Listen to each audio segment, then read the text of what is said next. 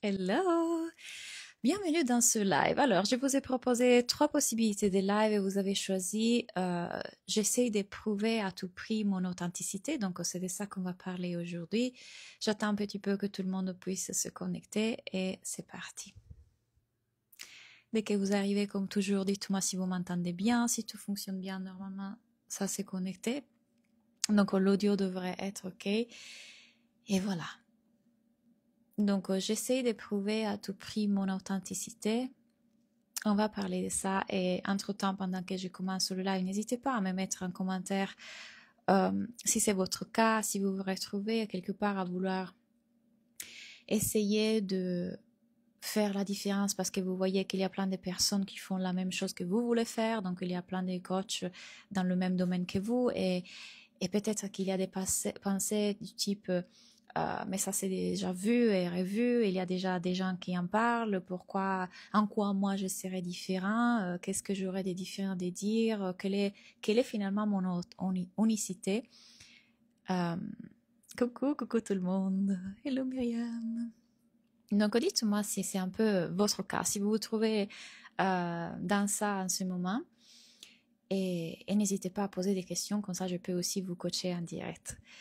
J'ai décidé que je ferai des lives tous les vendredis. Donc, A Live with Me, ça sera tous les vendredis, euh, probablement à midi pour vous. Donc voilà, en tout cas, partons avec le sujet du jour. Euh, je pense que c'est normal, non? C'est normal que le cerveau génère toutes ces pensées du type mais finalement moi en quoi j'aurais quelque chose de différent à apporter, quelle est mon unicité là-dedans vu qu'il y a plein de personnes qui parlent déjà de ça et, et en réaction à ces pensées-là qui semblent extrêmement vraies mais qui ne le sont pas, ce qui se passe, c'est que soit vous bloquez vos actions, donc vous procrastinez, vous ne faites plus rien parce que, et vous continuez d'ailleurs à regarder ce qu'ils font les autres, ce qui ne fait qu'augmenter cette sensation de mais du coup moi comment je vais parler, je ne vais pas utiliser le mot que tout le monde utilise. Je vous fais un exemple très concret. Les filles qui se forment avec moi dans ma formation pour devenir coach, souvent, une fois eu la certification, se trouvent dans cet espace dans lequel, mais Claudia, je ne vais pas reprendre tes mots, je ne vais pas le dire comment tu le dis, ça me semble pas juste de le faire. Et moi, je suis complètement OK avec le fait qu'au début, en tout cas, surtout quand on, quand on rentre dans ce nouveau monde, dans ce nouveau paradigme de la non-dualité, c'est normal qu'on utilise le mot de notre enseignante au début, parce que puisqu'on est en train de chercher les nôtres. Donc, moi, j'ai aucun problème là-dessus. Et je pense que c'est permettre de faire sortir ce qui est là, peu importe la forme à travers laquelle il veut sortir, parce qu'en tout cas, c'est plus grand que nous. C'est important parce que ça vous permet justement d'être dans l'expression plutôt que bloqué.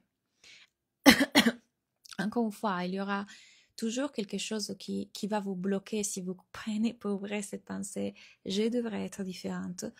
Je devrais dire quelque chose de différent. Je devrais être unique, euh, etc. Je suis persuadée, et voyez un peu comme ou alors, l'autre, je vais y arriver après, ou alors l'autre réaction à ces pensées que vous êtes en train de prendre pour vrai est vous êtes constamment dans le faire, faire, faire, mais aussi dans un faire qui va partout. Donc, vous créez un branding, puis vous changez des couleurs, puis vous changez d'écriture, puis vous changez d'esthétique, et puis vous changez des discours, et puis vous changez de cible, et puis vous changez de positionnement, et puis vous changez d'offre. Parce que vous êtes constamment en train d'essayer d'être spécial, être unique. Je vois plein surtout dans les dernières années, il y a eu un grand boom des coachs qui met des bios et qui essaient de se décrire d'une façon qui ça fasse absolument wow et que souvent ça ne veut même pas rien dire. Euh, je sais pas, coach en souveraineté, en cinquième dimension de l'unicorne sacré, enfin, j'ai tout vu. Et tout ça, encore une fois, dans le tentative de se dire, moi, j'ai le truc différent. Moi, j'ai brillé, moi, je suis là. Mais encore une fois, puisque moi, je vous pousse constamment à regarder un peu plus loin de la surface business. Le business ne sera qu'un portail, il ne sera qu'un endroit qui mettra en lumière quelque chose pour qu'on puisse le regarder, mais ça n'a rien à voir avec le business. Ce besoin d'être absolument vue et absolument considérée comme unique, comme différente, Ça ne vient que de cette partie rebelle en nous, la partie protectrice en nous qui veut se rebeller à la souffrance qu'il y a eu quand on était petit, quand on s'est senti pas vu, pas aimé, pas considéré, pas spécial, pas important. Et que j'ai envie de dire, c'est la caractéristique commune de chaque mental, de chaque cerveau humain. À n'importe quel moment, le cerveau va appuyer sur je ne suis pas assez vue, pas assez importante, pas assez... Ah, je suis même pas sur le Wi-Fi maintenant que je me rends compte. J'espère que ça fonctionne. Pas assez importante, pas assez unique. Et donc, encore une fois, cette partie va venir éviter cette douleur de se sentir pas vu, pas aimé, pas rejeté, pas assez comme les autres, et veut absolument pousser à la recherche de ce positionnement incroyable, de cette graphique extraordinaire, de ce discours qui se différencie, de cette personnalité différente. Vous avez jamais observé les personnes qui se disent confiantes, qui souvent... Vous savez, il y a un groupe de personnes, il y en a toujours une ou deux qui essayent absolument de se mettre au centre de l'attention, non? D'attirer l'attention. C'est un système de défense, c'est ce protecteur qui, encore une fois, a besoin d'être vu, de se sentir important, d'être au centre de l'attention, parce que ressentir l'idée d'être ignoré, de ne pas être vu, ne pas être important, ça fait être mal. Donc, ça vient de là, ça vient de... Est-ce qu'on peut observer que là, ce qui est en train de se passer, c'est que ça n'a rien à voir avec le business. Le business mettra en lumière quelque chose. Et c'est quelque chose, c'est... Il y a là des pensées qui sont en train d'émerger et que je suis en train de prendre pour vrai. Qui sont, je devrais être différente, je ne peux pas parler comme tous les autres le font, je devrais trouver un angle spécial, je devrais me différencier avec mon discours, avec ma graphique, avec mon visuel, avec quelque chose. Coucou Karen.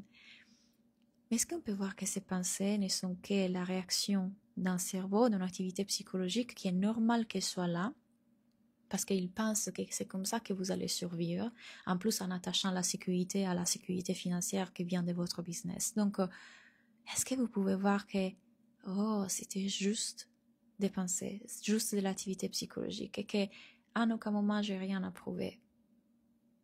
Je n'ai pas besoin de me différencier, je n'ai pas besoin de trouver l'angle différent, je n'ai pas besoin de trouver la police, les couleurs qui me différencient, je n'ai pas besoin de faire quoi que ce soit. Parce qu'en tout cas, ne se trouvera pas là ce qui fait ma différence. Qu'est-ce que je vais dire par là? Je veux dire que déjà, il est où ce moi qu'on croit être, non? On est persuadé d'être ce personnage et à ce moment-là, ça semble hyper vrai qu'on est un moi, un personnage dans le monde qui a une personnalité, des caractéristiques, qui est fait comme ça, qui doit être différent. Mais si on regarde encore une fois un peu plus large, même le personnage est un objet en expérience. Ce qu'on est, on est la conscience dans laquelle tout ça émerge. Toutes ces pensées émergent dans mon expérience, dans l'espace que je suis. Et même le personnage, Claudia, est un objet en expérience que je peux observer. Il est là, mais je ne suis pas ça. Donc plus je mets mon attention à essayer absolument de différencier ce moi, plus je suis dans l'illusion. Je suis encore dans l'illusion. Et plutôt qu'écouter ce quelque chose qui va se faire à travers moi, qui va juste s'exprimer de façon, on ne sait pas comment, comme il veut, comme il sera à cet instant-là, je freine. Parce que j'essaie constamment de manipuler le moi. Parce que je me crois en moi. Je crois que le personnage est extrêmement vrai, extrêmement réel. Je dois le rendre particulier, intéressant, joli, beau, machin. Il y aura toujours une tentative de manipuler le moi quand on est identifié au moi. Mais plus on prend du recul et on voit que tout ce temps-là, je n'étais pas le personnage qui devait être unique, mais que j'étais la conscience dans laquelle le personnage se fait, l'espace dans lequel le personnage émerge avec émotion et pensée. Plus ce personnage s'exprimera de la façon dont il va s'exprimer. Et plus j'ai remarqué, notre personnalité et nos couleurs s'exprimeront de façon beaucoup plus lumineuse quelque part. Pourquoi plus lumineuse? Parce que tout simplement, on arrête de se croire le personnage. Et donc, notre personnalité, donc la personnalité du personnage va pouvoir s'exprimer, va pouvoir se faire, va pouvoir être encore plus là. Parce qu'il n'y a plus la peur d'être rejeté ou pas aimé, ou pas assez, ou pas unique. Donc, tout ce qui voudra sortir sortira de façon beaucoup plus spontanée et beaucoup plus... Regardez les enfants, n'est-ce pas? Les enfants, puisqu'ils ont un sens du moi beaucoup moins fort que le nôtre, c'est la spontanéité, c'est l'authenticité, c'est l'expression, c'est la créativité. Nous, on a bloqué ça. Pourquoi? Parce que je suis tellement moi, persuadée d'être un moi, et du coup, je dois m'assurer que le moi soit accepté, soit vu, soit important. Vous voyez à quel point, plus on voit qu'on est la conscience dans laquelle le personnage aussi s'est fait, plus il y a une liberté d'expression. Ça m'arrive plein de fois de penser ça et je me sens comme une merde quand ça arrive. Mais c'est juste une pensée qui semble tellement vraie, totalement. Exactement. Et encore une fois, bien évidemment, à ce moment-là, maintenant on est ici ensemble, donc on est en train de le voir, mais qu'est-ce qui est en train de se passer à ce moment-là?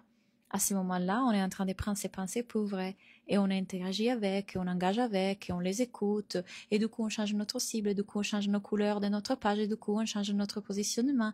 Là, vous êtes dans la pensée, vous êtes dans l'illusion, vous êtes endormi à nouveau. Mais quand on voit, ça c'est encore mon cerveau qui essaye de trouver un problème là où il n'y en a pas. Là, c'est encore mon cerveau qui essaye de manipuler le personnage, de le rendre plus sympa, plus beau, plus attrayant, plus intéressant, plus unique. Parce qu'on a tous ces sensations qu'on a besoin de l'approbation de l'autre pour se sentir en sécurité. C'est là l'illusion. J'ai besoin de l'approbation des autres pour me sentir en sécurité. Mais quand on voit que ça, c'est l'activité complètement normale du cerveau humain, je peux la laisser être là, sans interagir avec, sans rien y faire.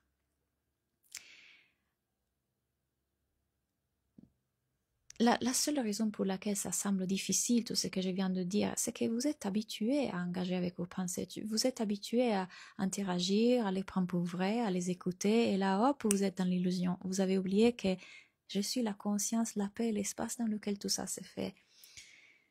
Dans Practicing Presence, c'est ça que je vais essayer de faire plus avec vous.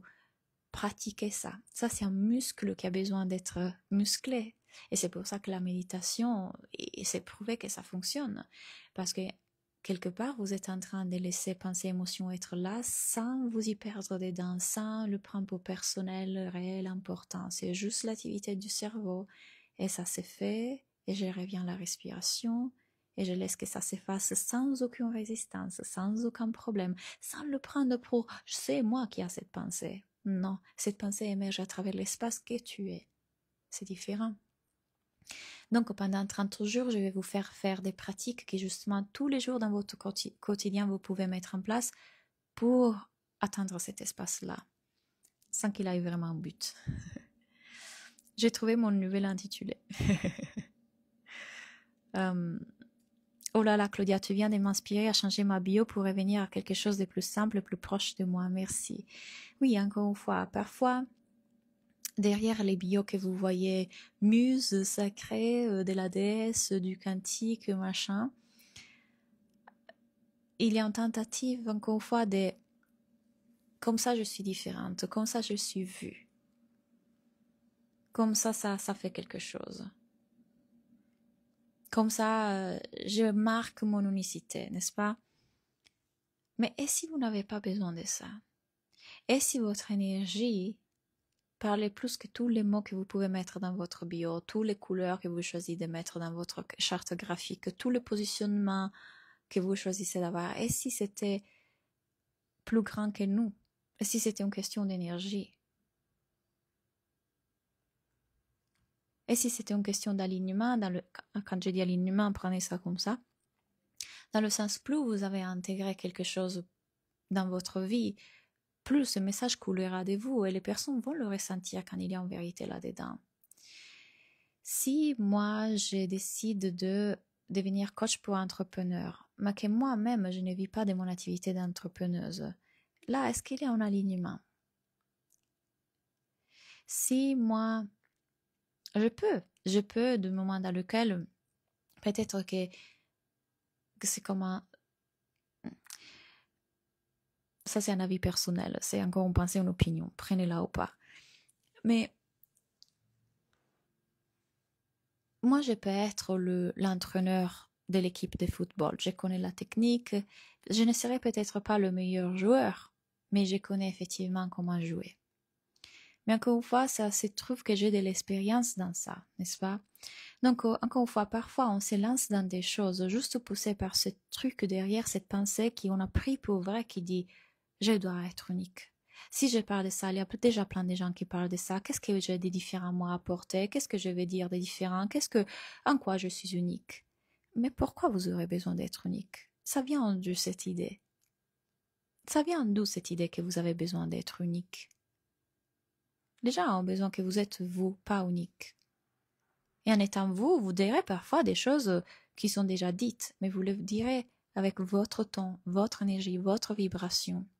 Et il n'y a personne d'autre qui peut le dire comme ça.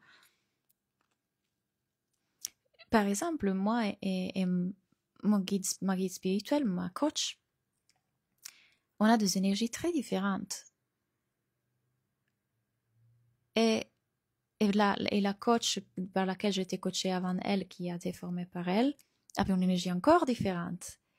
Et il n'y en a pas une que je considère meilleure que l'autre, elles sont juste différentes. Par contre, tous les trois, on dit les mêmes choses.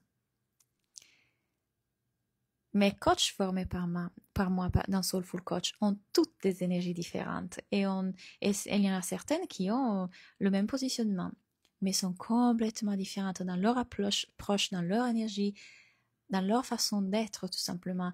Et il y a des personnes qui ont besoin de votre vibration, mais pas parce que vous êtes en train de la marketer, d'essayer de la mettre en avant, d'essayer d'en faire quelque chose de spécial et particulier. Ils ont besoin de votre vibration parce qu'il a ça, même avant que vous ouvrez la bouche. Elle est là. Et qui sait pourquoi, ils vont être attirés par ça. Donc, pas besoin d'essayer de vous ajouter des paillettes, pas besoin d'essayer de trouver l'angle différent par rapport aux autres, pas besoin d'essayer de attirer avec des techniques qui finalement ne vous correspondent même pas. J'adore tout ce que tu es en train de dire. J'adore tout ça. Ouais.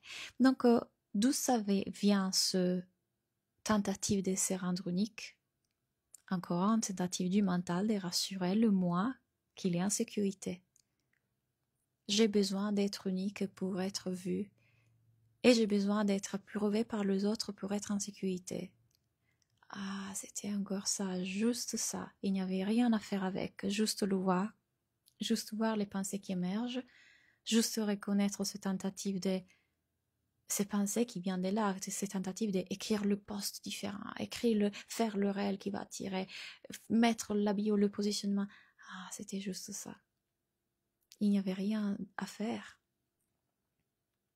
Il n'y avait rien à faire.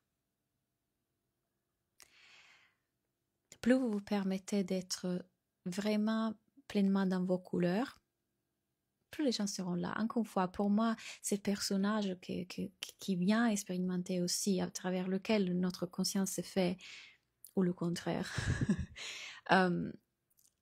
cette personnalité sera encore plus expressive, encore plus colorée, encore plus vivante, encore plus là, plus vous vous désidentifiez du personnage, plus vous voyez que vous n'êtes pas le personnage. Alors le personnage pourra se faire par lui-même.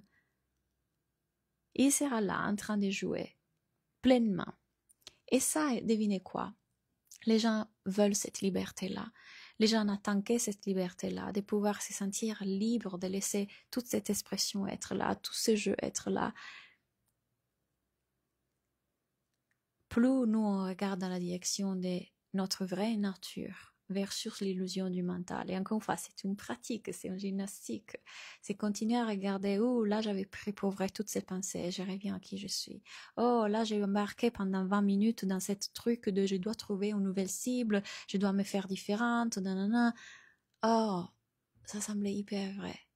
Je reviens dans cet espace qui est là, et dans c'est quelque chose qui va être partagé là aujourd'hui. Je viens de faire des stories. Ça va vous donner une idée. Allez lire les stories que je viens de faire, aussi bien dans mon compte Love ou dans mon compte celui-là. C'est les mêmes. Il y a mon partenaire qui rigole en regardant son téléphone. Désolé, excusez-moi une seconde. What are you laughing at? What are you laughing at? We can hear you. Oh, really? Vous savez qu'est-ce qu'il est en train de faire? Il est sur Instagram à regarder des réels drôles et il me les envoie là. Bon, à part ça. Donc, qu'est-ce que je disais? J'écris des stories là sur le fait que moi et mon partenaire, on est allé dans un restaurant dans lequel on est allé il y a 2 ans. On est au bout là à l'instant.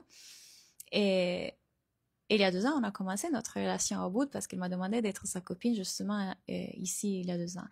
Et j'ai raconté l'histoire de ce qui s'est passé il y a 2 ans quand on était ici et de comment aujourd'hui j'ai vécu les choses différemment, etc.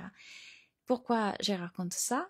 Parce que quand vous vous permettez de laisser que le message qui est là, l'intégration que vous avez fait, le truc qui est là en vous soit partagé, c'est tout dont les gens ont besoin. C'est tout ce qu'il faut pour vendre.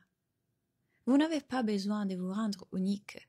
Vous n'avez pas besoin de mettre, encore une fois, de jouer à quelque chose de particulier.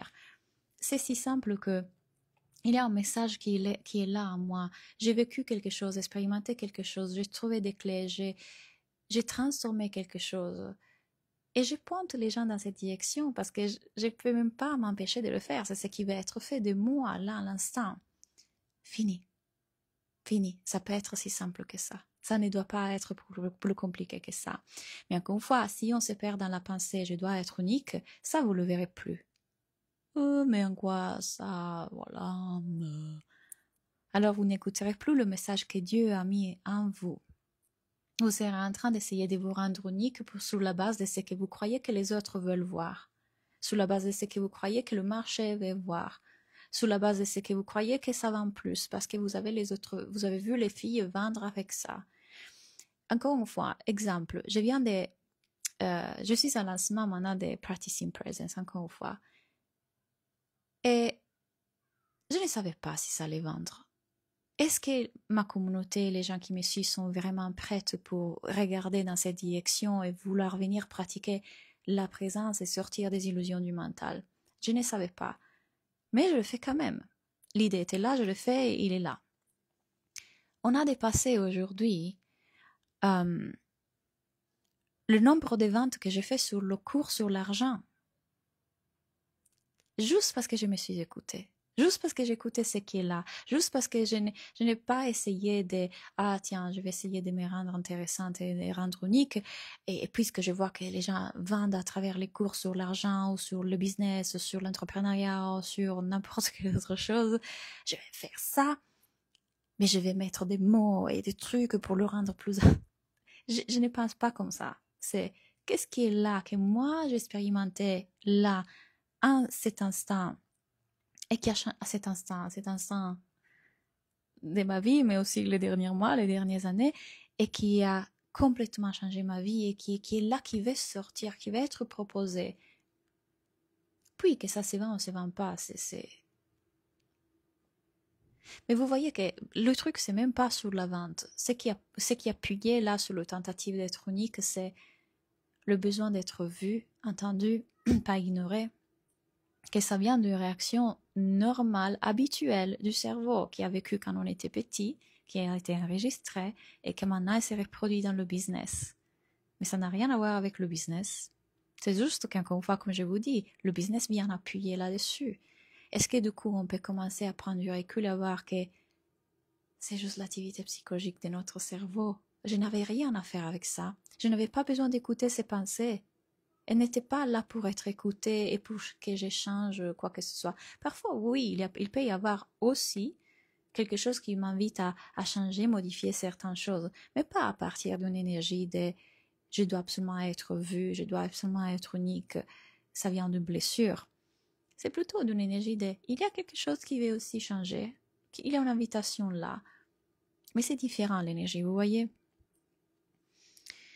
De toute façon, on sera remis en alerte dans notre corps dès que nous sommes identifiés ou comparés. Plus on continue à être identifié à ce personnage, n'est-ce pas? C'est toute notre vie, on ira, par exemple, le maître, le guide spirituel de ma coach, c'est des années qu'il est plus identifié de tout personnage. Pour lui, il voit très bien qu'il est plus le moi.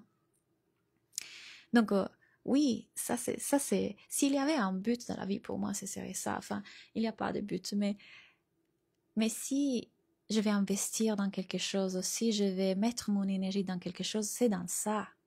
C'est continuer à regarder là où j'avais perdu de vue que je n'étais pas le moi. Parce que c'est là qu'il y a la souffrance. Et je l'ai compris, je l'ai touché, qu'est-ce que ça veut dire, cet espace de paix. Donc je vais continuer à l'explorer, à l'approfondir, à voir qu'il y a cet espace au-delà d'identification moi, dans lequel il y a tout.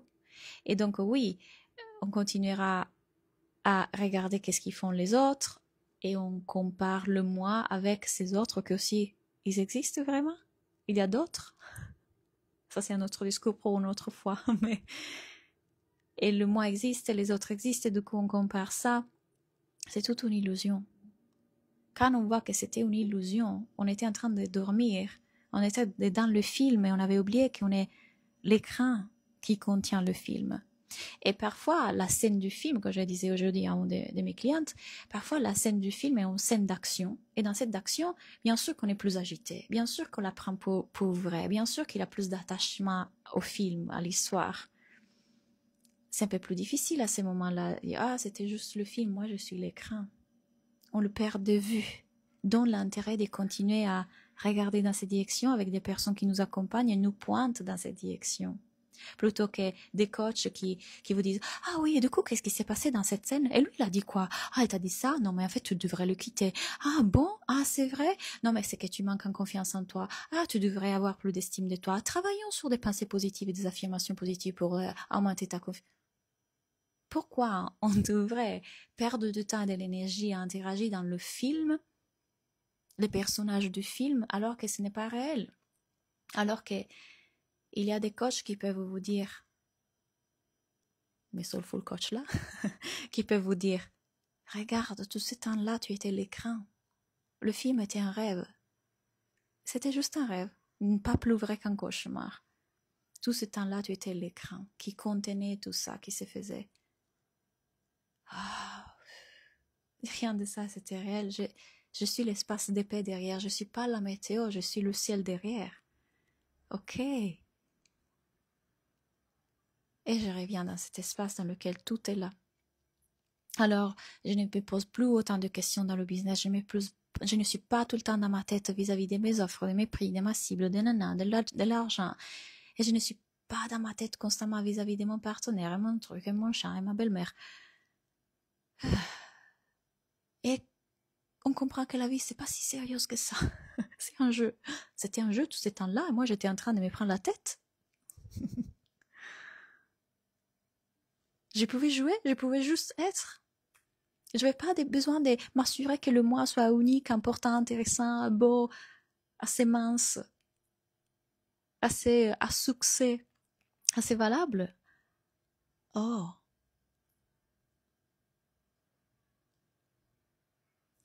Est-ce qu'il y a des questions?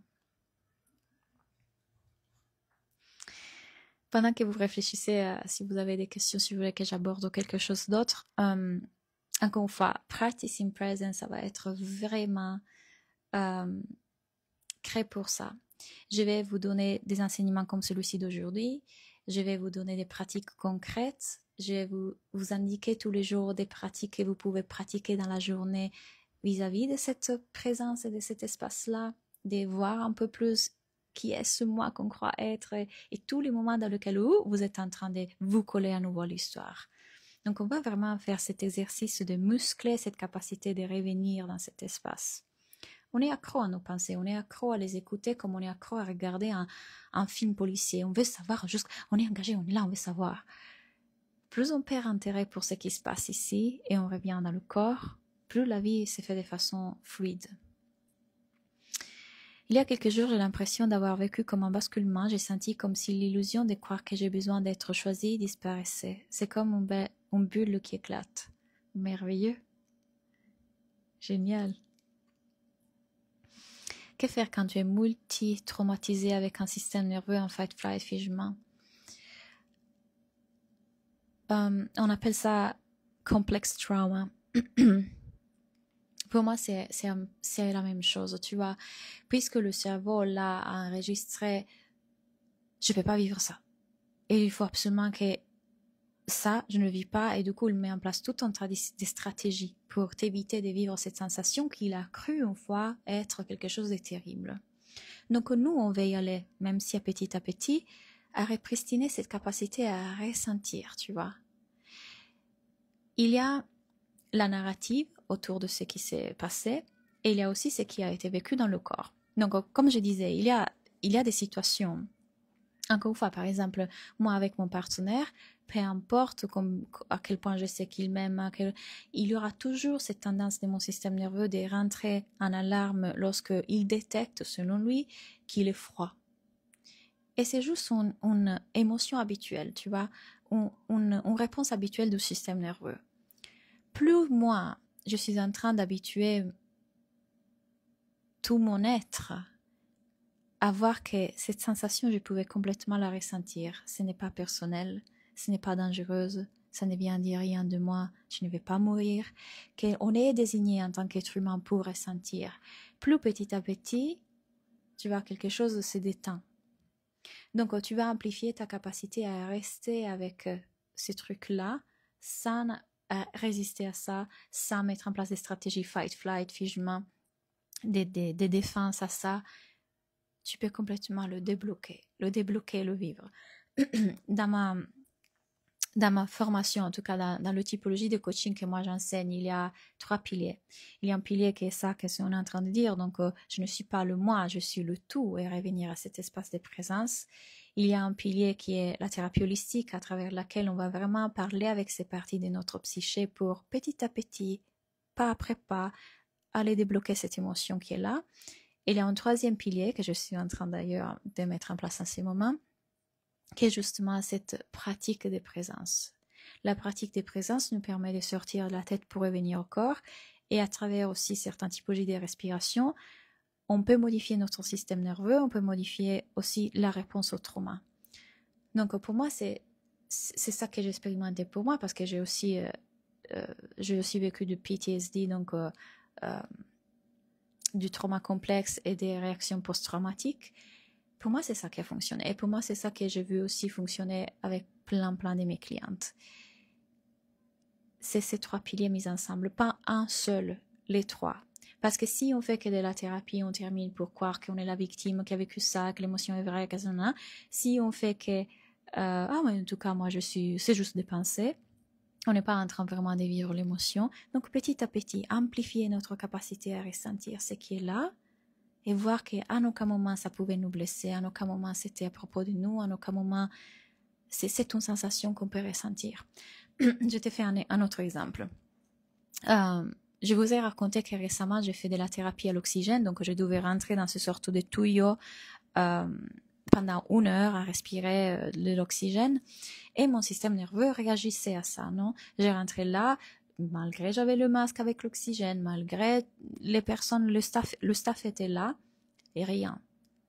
Il partait en angoisse, ou ce qu'on pourrait décrire comme angoisse. J'ai fait ça pendant 10 séances, tous les jours, pendant 10 jours, 1 heure par jour. Et j'ai décidé de le pratiquer ça, tu vois. J'ai laissé que ça émerge et j'allais être curieuse avec la sensation. J'ai revenu à la respiration, et à travers la respiration, je pouvais voir que mon cerveau partait dans ces trucs. Oh mon Dieu, on est en train de ressentir ça aussi. C'est à nouveau. Oh mon Dieu, et si on n'a pas attaque de panique? Ok, tu vois. Donc, j'ai entraîné pendant 10 jours mon corps à juste être avec la sensation et voir que c'était juste une sensation dans le corps, rien de plus. Elle pouvait être complètement ressentie. Et petit à petit, tu vois, ça commençait à... peu importe ce qui est là, je peux le ressentir. Cette émotion est là parce qu'elle doit être là. Dieu l'a mise là. Si elle est là, c'est parce qu'elle doit être là. La vie ne peut pas se tromper. Dieu ne se trompe pas. Donc, super. Je ne suis pas le moi qui la vit. Je suis la conscience dans laquelle elle émerge. Et plus je vois que je ne suis pas un moi qui vit cette émotion, je suis la conscience dans laquelle cet objet en expérience émerge. Pas différent que cet objet en expérience. Sauf que cet objet en expérience, je ne suis pas en train de le prendre pour personnel, ça dit quelque chose à propos de moi, ça devrait pas être là. C'est juste une boîte de probiotiques. Et encore, avant d'être en boîte de probiotiques, c'est un truc semi-rond, dans un matériel je sais pas quoi, avec une couleur, une forme. C'est juste un objet qui émerge en expérience. Ça, je ne le sens pas si personnel. Les émotions, ces sensations dans le corps, est aussi un objet en expérience. Mais celle-là, je la prends pour vrai, pour personnel. Ça dit quelque chose à propos de moi, ça ne devrait pas être là. C'est aussi la même forme. Aucune différence. L'une, je suis en train de me le coller comme un truc que le personnage Claudia auquel je suis identifiée est en train de ressentir.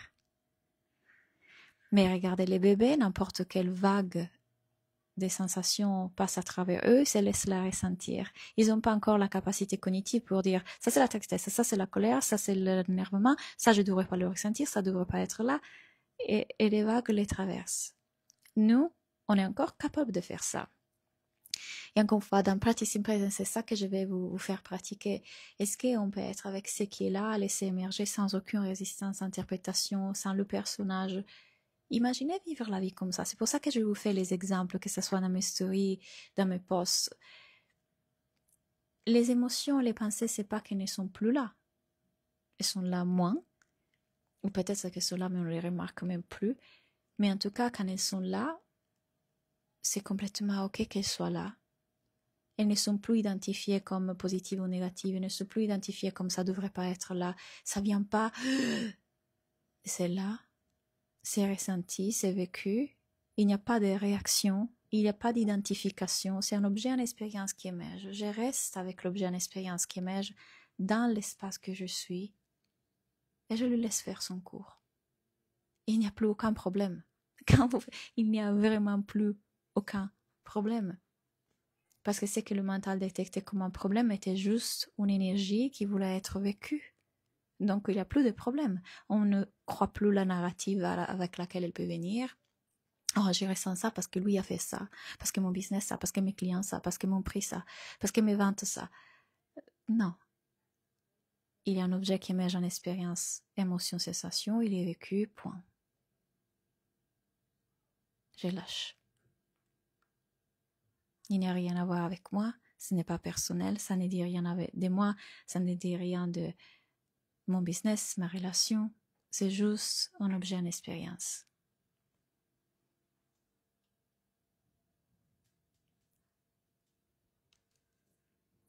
Ok. Est-ce qu'il y a d'autres questions? Autrement, merci pour avoir été en live avec moi. Encore une fois, on se voit tous les vendredis.